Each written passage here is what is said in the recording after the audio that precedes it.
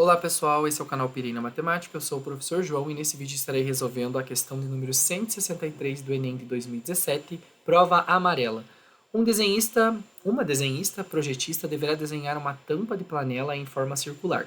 Para realizar esse desenho, ela dispõe no momento de apenas um compasso cujo comprimento das hastes é de 10 centímetros, um transferidor e uma folha de papel com um plano cartesiano. Para esboçar o desenho dessa tampa, ela afastou as hastes do compasso de forma que o ângulo formado por elas fosse de 120 graus. A ponta seca está representada pelo ponto C e a ponta de grafite está representada pelo ponto B. E a cabeça do compasso está representada pelo ponto A, conforme a figura.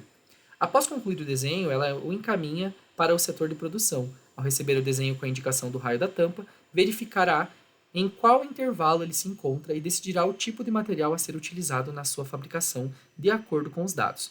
Então, né, aqui está o valor do raio, que é exatamente essa medida de CB aqui, né, que nós não conhecemos. Até já vou colocar aqui um X, porque eu não sei quem é ela e eu vou precisar descobrir. Ou até poderíamos utilizar o próprio R, né? Eu vou utilizar um próprio R até para ficar mais intuitivo aí para quem estiver assistindo.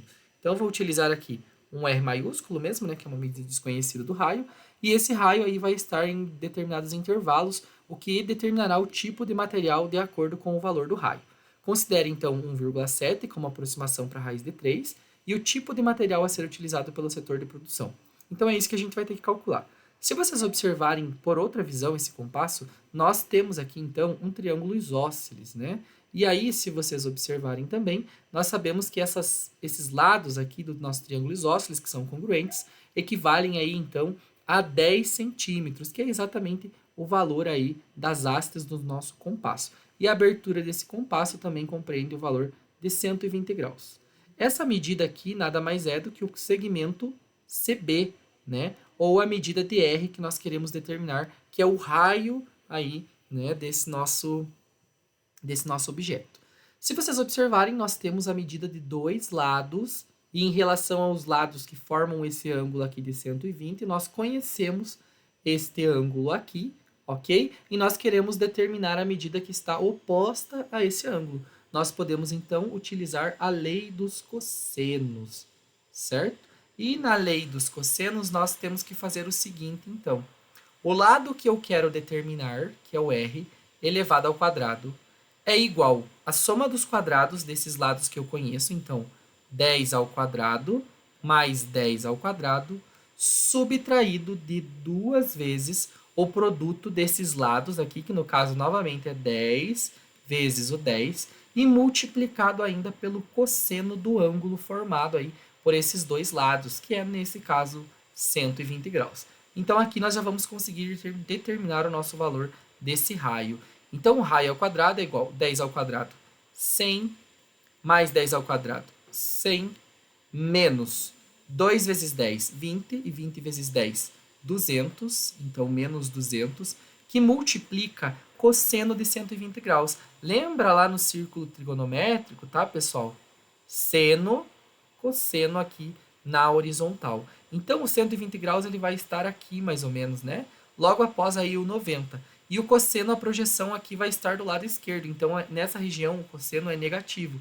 E o primeiro valor dessa projeção aqui, nesse caso, é menos meio. Então, o cosseno de 120 é meio negativo.